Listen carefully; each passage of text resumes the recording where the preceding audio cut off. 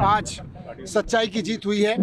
और ये खाली सच्चाई की जीत की बात नहीं है, झूठ भी एक्सपोज हुआ है। भारतीय जनता पार्टी चुनाव में नहीं जीत पाती, पार्टी को नहीं तोड़ पाती, तो एक इंश्योरेंस अरेस्ट किया गया कि इस आदमी को जेल में डाल दो तो इनकी पार्टी टूट जाएगी, इनकी सरकारें ध्वस्त हो जाएंगी। सुप्रीम कोर्ट की आज का ये जो फैसला है, मुझे लगता है कि केंद्र सरकार के अंदर आज अगर थोड़ी सी भी गैरत हो तो केंद्र सरकार के गृह मंत्री को इस्तीफा दे देना चाहिए।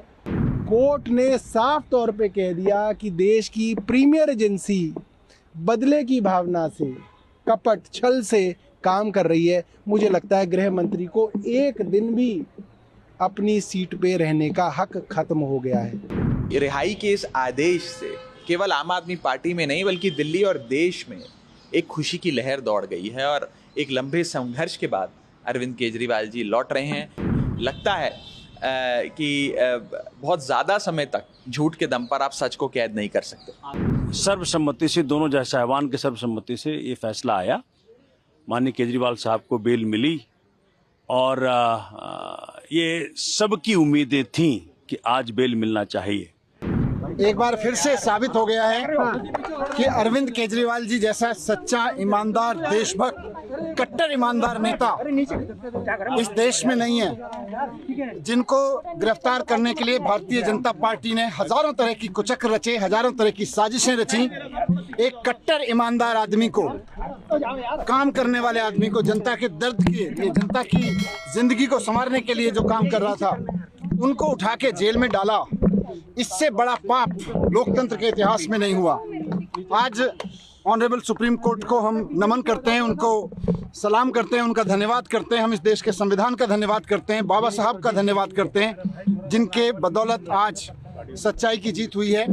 और ये खाली सच्चाई की जीत की बात नहीं है, झूठ भी एक्सपोज हुआ है।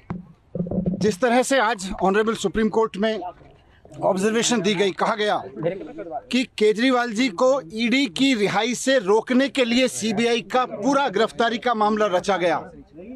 हम बार बार कह रहे थे, सिंघवी साहब ने, हमारे जो सीनियर एडवोकेट थे, उन्होंने ऑनरेबल कोर्ट के सामने बार बार ये शब्द दोहराया कि ये इंश्योरेंस अरेस्ट था, ये किसी गलत काम के लिए अरेस्ट नहीं किया गया था, कोई करप्शन के लिए अरेस्ट नहीं किया गया था। भारतीय जनता पार्टी चुनाव में नहीं जीत पाती, पार्टी को नहीं तोड़ पाती, तो एक इंश्योरेंस अरेस्ट किया गया कि इस आदमी को जेल में डाल दो तो इनकी पार्टी टूट जाएगी, इनकी सरकारें ध्वस्त हो जाएंगी। लेकिन मैं बाबा साहब को और संविधान को याद करते हुए, धन्यवाद करते हुए, ऑनरेबल सुप्रीम कोर्ट को धन्यवाद करते हुए, सिंघवी साहब का धन्यवाद करते हुए, आम आदमी पार्टी के एक एक कार्यकर्ता, एक एक लीडर, पार्षद, एमएलए, एमपी, सबको भी बधाई देना चाहता हूं, धन्यवाद देना चाहता हूं कि ऐसे संकट के समय में जब भारतीय जनता पार्टी अपनी पूरी ताकत के साथ, अपने पूरे कुचक्रों के साथ उनको कुचलने की कोशिश कर रही थी, वो टूटे नहीं, हटे नहीं, झुके नहीं, सच्चाई के साथ लड़े रहे। सच्चाई की जीत हुई है, हम बहुत खुश हैं। आने वाले समय में इससे और सच्चाई के लिए लड़ने वालों को ताकत मिलेगी। बात सिर्फ केजरीवाल जी की नहीं है, जो भी आदमी सच्चाई के लिए लड़ रहा है उसको ताकत मिलेगी। ये हमारे सबके लिए बहुत भावुक पल है। हमारे बड़े भाई, हमारे मित्र, हमारे गुरु केजरीवाल जी, जिनको इस तरह से अंदर डाला गया जेल में, सबके लिए बहुत दुखद क्षण था। एक एक कार्यकर्ता के लिए बहुत दुखद क्षण था। लोग रोए हैं उनके लिए, इस बात के लिए लोग रोए हैं। लोगों ने प्रार्थनाएं की हैं, लोगों ने दुआएं की हैं, उनकी आज दुआएं सफल हुई हैं। मैं उनको भी धन्यवाद करना चाहता हूं। मैं ईश्वर को भी धन्यवाद करता हूं कि उन्होंने हमारी सुनी। अभी पूरी लीगल प्रोसेस होगी।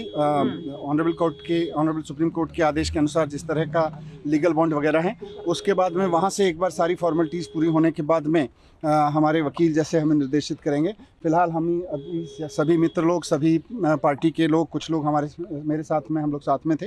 अभी हम केजरीवाल जी के घर जाएंगे, उनकी माताजी, जो हम सबकी माताजी हैं, आदरणीय हैं, उनके आशीर्वाद लेंगे, पिताजी का आशीर्वाद लेंगे, भाभी जी के साथ मिलेंगे। आम आदमी पार्टी को और ताकत मिलेगी और पार्टी का एक कार्यकर्ता होने के नाते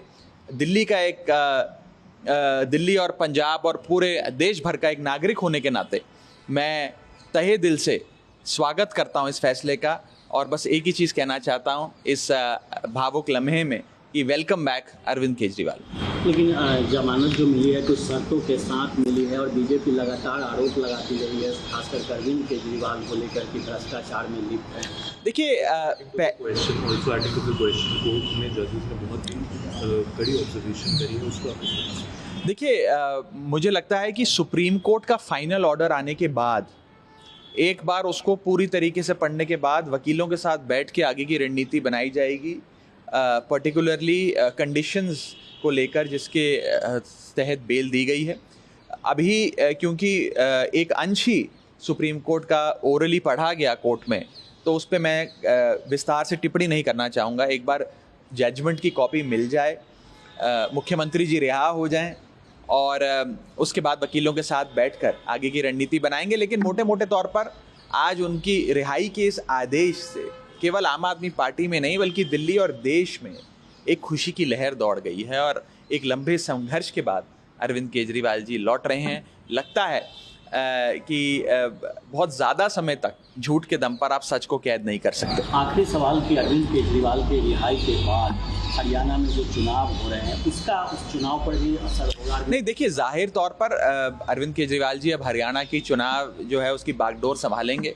आम आदमी पार्टी हर चुनाव, दिल्ली हो, पंजाब हो, गुजरात हो या फिर आने वाला हरियाणा का चुनाव हो, वो सब अपने नेता, अपने राष्ट्रीय संयोजक अरविंद केजरीवाल जी की अध्यक्षता में लड़ती आई है।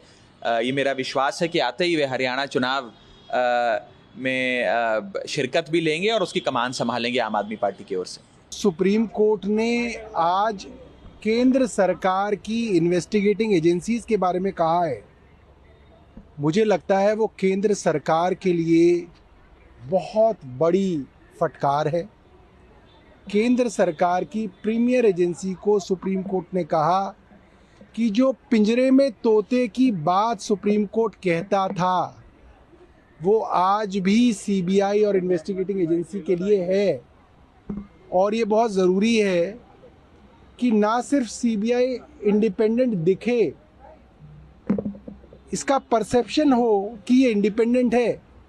यानी कि कोर्ट ने कहा कि जिस बदमाशी से, छल कपट से सीबीआई ने देखा कि क्योंकि अरविंद केजरीवाल जी को बेल निचली अदालत ने दे दी, रेगुलर बेल ने दे दी, तो भाग के 22 महीने तक जिसको गिरफ्तार नहीं किया उसको जाके झपट के गिरफ्तार किया। ये सुप्रीम कोर्ट ने कहा। सुप्रीम कोर्ट ने कह दिया कि पूरी की पूरी केंद्र सरकार की इन्वेस्टिगेटिंग एजेंसी अरविंद केजरीवाल को जेल में रखने के लिए ये सारे षड्यंत्र कर रही थी। ये बात सुप्रीम कोर्ट की बेंच कह रही है। सुप्रीम कोर्ट की बेंच ने यहाँ तक कह दिया कि क्यों मुख्यमंत्री के ऊपर ये कंडीशंस लगाई गई हैं कि वो सचिवालय नहीं जा सकते, फाइलें साइन नहीं कर सकते, मेरी समझ के बाहर है। मगर क्योंकि दूसरी बेंच ने ये कंडीशंस लगाई हैं इसलिए इसके ऊपर हम ज़्यादा टिप्पणी नहीं करना चाहते हैं। सुप्रीम कोर्ट की आज का ये जो फैसला है, मुझे लगता है कि केंद्र सरकार के अंदर आज अगर थोड़ी सी भी गैरत हो तो केंद्र सरकार के गृह मंत्री को इस्तीफा दे देना चाहिए। गृह मंत्रालय के अधीन सीबीआई आती है। कोर्ट ने साफ तौर पे कह दिया कि देश की प्रीमियर एजेंसी बदले की भावना से, कपट छल से काम कर रही है। मुझे लगता है गृह मंत्री को एक दिन भी अपनी सीट पे रहने का हक खत्म हो गया है। सर्वसम्मति से, दोनों जज साहिबान के सर्वसम्मति से ये फैसला आया। माननीय केजरीवाल साहब को बेल मिली और ये सबकी उम्मीदें थीं कि आज बेल मिलना चाहिए। चूँकि ईडी के मसले पे बेल मिल चुका था, तो आज जो बेल मिला है उसके लिए माननीय उच्चतम न्यायालय का धन्यवाद करते हैं।